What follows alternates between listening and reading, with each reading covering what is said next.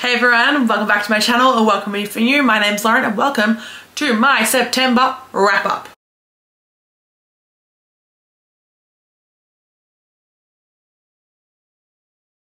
September was a slower reading month for me, but I feel like I'm verging on slump city. So I read 21 books in the month of September. And the problem that I'm currently facing is like I read all these books, but like I don't remember a lot about them because I just got into this habit of just like reading without really overly enjoying the books. So I've cut down my TBR for October, which you would have seen in my previous video. So go back and check that out if you want to know what I'm reading in October. But I read some great books this month. I don't have a lot of descriptions, so this is probably gonna be a short video. So I started the month with the reread and I reread/listened to Red, White and Royal Blue by Casey McQuiston. I love this book so much. Easy 5 stars. So many freaking funny moments. If you don't know anything about this book, it is about the grandson of the Queen of England, which is meant to be Prince Harry inspired, and the son of the President of the United States, who is a woman. So the Prince Henry is a gay man and Alex is a biracial man. He is half Mexican, half white, and it is so good. Great representation, so many fun, dynamic and funny characters. If you haven't read it, I really recommend checking it out. If you want like a really light-hearted fun read. The next book I read was actually DNF, which I'm kind of sad about, but what can I do? It was Our Way by T.R. Swan. I had heard great things about this. For me, it just didn't do it. I was like, these people do not belong together. It's extremely toxic and not in an enjoyable way. I'm like, yeah, something about it felt a little bit like queer baitery or like just a bit NQR. I gave it 1 star and DNF'd it. I think I made it like 60% before I DNF'd. I then read My Pride and Joy, Magnolia Park's A Long Way Home. This tore at my soul in the worst way possible. Literally, I loved it. I still gave it 5 stars, but it absolutely freaking ruined me. Like, I'm not joking. This ruined me. My heart broke. Like, literally, this book deserves jail time. Like, I didn't take a heartbreak and I don't cry, but this ruined me. I'm not gonna say much about it because obviously it'll spoil it, but this is, as everybody and their mother knows, this is like toxic Gossip Girl set in the UK. I then read from one of my favorite authors, and I read it as an arc, but it was Promised to Marry You by Julia Jarrett. I love Julia Jarrett so much. This was such a great book. I read it in one sitting. It was nice, it was short, it was sweet, it was punchy, it was best friends, 2 lovers, marriage of convenience, which is my chic, and I fucking love it. I gave it a 4.5 stars though. It wasn't my favorite of all time in comparison to other sort of marriage of conveniences. It is not my favorite, but I did overall really enjoy it. These 2 best friends, they get married so that she can access her trust fund, and it is fantastic. Again, great small town vibes, great family vibes, which is what is so good about this series. Something else that is really great is that Julia Jarrett does not write 3rd act breakups. I then listened to The Predator by Runix. Now, I don't know if I didn't love this because I listened to it and it's in 3rd person, but I didn't love this. I enjoyed it, but didn't love this, and I gave it a 3 stars. I also read The Predator, which is the second book. They are a duet. It is an ongoing series. They both got 3 stars. I was extremely confused a lot of the time. I wasn't fully obsessed with the romance. I don't know. I think I may enjoy it going forward. I think audio is not the format that I should be consuming this series. I think I need to be reading this series. I will continue with the series most definitely. 3 stars. It is like an enemies to lovers rival mafia gang. It just didn't wow me. I don't know how to explain it. I wasn't captivated by the romance. I then listened to Draco Malfoy, The Mortifying Ordeal of Being in Love, and gave it a 4 stars. Now I know this is a lot of people's favorites, but I didn't love it as much. There was too much plot and not enough like angsty romancy moments, and I just wanted just a little bit more romance would have been freaking fantastic. It was so good. I did really enjoy the plot and the concept and the relationship and the banter and all the funny moments. Like, it was great, but it wasn't my favorite. This is a fan fiction about Draco and Hermione. So Draco is assigned to protecting Hermione because she's working on something for the ministry, and people are trying to attack her, and nothing major to report, but it is a really fun book. It is quite long, but it is very sweet. I then read 4 Dirty Perry books back to back. Do I have regrets? Absolutely fucking not. They were always freaking good. Now, I couldn't distinguish between which one's which now in my brain to explain it to you, the exact synopsis of these books, but I'm going to try. The Clover Chapel, 4.5 stars. This is a second chance accidental marriage in Vegas. So they get accidentally married 9 years ago. They have a one-night stand. They never speak again for 9 years. They cannot find each other.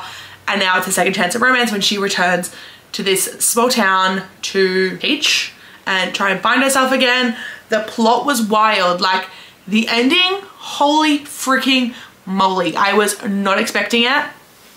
So good. Consumed it, I'm pretty sure, in one sitting. Fantastic. The Lucky Heart. So good. This is also second chance. These are two childhood friends that drift apart. Felicity returns to her hometown after her ex-boyfriend dies, and she was always in love with the MMC, but he was her ex-boyfriend's best friend, so they never dated. They are opposites attract, but it was so good. I loved it so much. I did give this a 5 stars and I freaking loved it. The Outpost. The freaking Outpost. The Outpost is about the best friend, Felicity. Is the best friend of Felicity from the previous book. She gets sent to this middle of nowhere shack with a man that's forced proximity.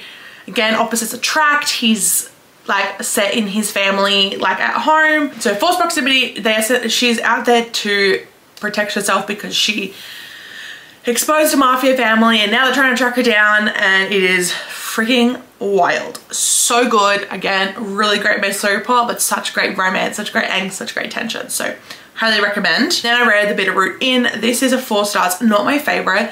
The plot was a little bit wild. The romance is a little bit wild. I guess it's like a forced proximity, but not my favorite. It was really, really good. I loved the FMC, but it wasn't my favorite overall. 4 stars. I then read probably one of my favorite books of all time, The Right Move by Liz Tomford. Ryan Shea is book boyfriend royalty. Like, he is the best book boyfriend that could ever exist. If anyone doesn't, if you haven't read this and don't understand, well, read this now, because there is a reason why this book is so hyped and why he is so hyped. He is perfect. He is perfect. This is a forced proximity, best friend's brother, basketball romance. He's got baggage, she's got baggage. Their friendship and then subsequent romance is the best thing I've ever read since sliced bread. I am not joking. It is fucking fantastic. Please read it if you haven't.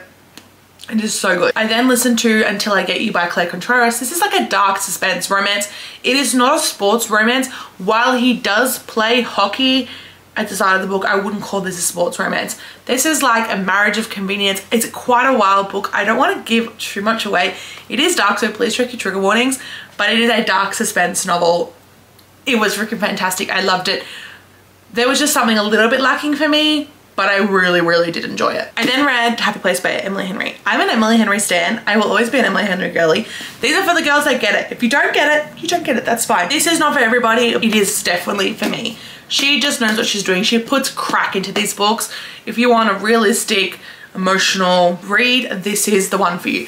I did give this a 4.5 star though, because in comparison to Book Lovers, it isn't as good. I definitely preferred Book Lovers, but this, freaking fantastic. This is a marriage in trouble, fake, well, I guess they already split up. They're fake dating for the summer because they haven't told their friends they're split up, and they're going on like their last summer vacation to one of the members in the group's family beach house, and yeah, chaos ensues. It is angsty. There is a lot of angst, which I fucking love. These two people are soulmates, but they're just like, I don't know how to communicate, but it is real. It is quite authentic.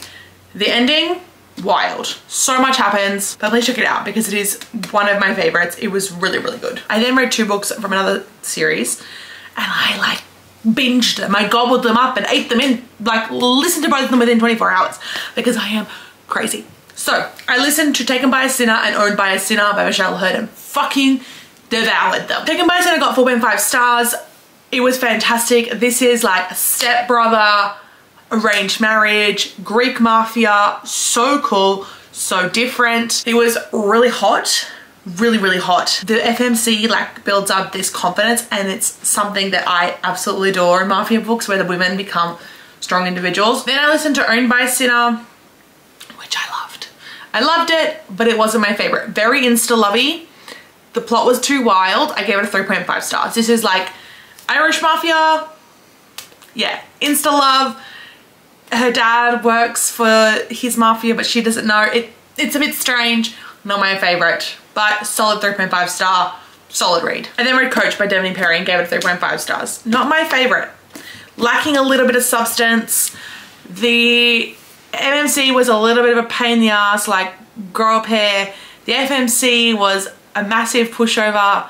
She needed to speak up. It was just lacking. The plot was a bit silly. Just a little bit lacking, but I still really liked it. Still solid read. 3.5 stars. I think this is probably one of the weakest. The FMC is almost as bad as the MMC in the Coppersmith Farmhouse, but it was okay. I then listened to The Sacrifice by Chantal Tessier, and again another 5 stars.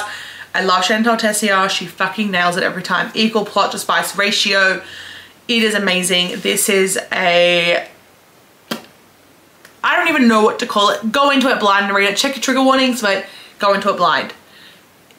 I don't even know how to explain it. It's just, she just knows what she's doing. She's just really fucking good. I then listened to My Temptation by T.L. Swan. Just a little bit of a disappointment. I gave it 3 stars. Again, it's a very, like, her books are very formulaic. This one just, these people were toxic. Like, what were you doing? Like, it was just too toxic, and like they had really long books with lots of spice but no character development. But it's still a fun time to read. So 3 stars, that's what I'm settling on at this point. I then listened to Barbarian's Heart by Ruby Dixon. Gave it out of 3 stars. I'm not getting super wowed by these at the moment. Don't know if it's my mood, but yeah, I'm enjoying them. They're fun. They're like easy, spicy books. I then read In a Jam by Kat Canterbury. This is a marriage of convenience between 2 people that knew each other in high school. He was like obsessed with her, never went anywhere. The only reason this is not a 5 stars is in comparison to The Co-op. This is not my favorite. It is a chunky book. Not much happens. I wanted more. Like, I wanted more like story of like her opening up the wedding venue, them growing, and yeah. It was like 50% until we got into the spice. I don't know, it just wasn't as good. I really enjoyed it though. Like, I really liked it. It's just not my favorite. I would recommend this to people, but like it is quite a long book, so know that going into it. And then the last book I finished in September was Tempt Our Fate by Kat Singleton. This is Enemies to Lovers, Forced Proximity. So fucking good. I love everything about Kat Singleton. This is a 5 star. Always, forever will be a 5 star. I love it. I love it so much. It was fantastic. But yeah, so yeah, these are the books that I read in September. I really enjoyed them, obviously plus others, but these are some of the physical books that I own. I highly recommend most of the books that I read. If you want more in-depth reviews, don't forget to check out my Goodreads. Follow me on TikTok. Don't forget to tell me what you guys read in September. Don't forget to like and subscribe, and I'll see you guys in my next video. Bye guys.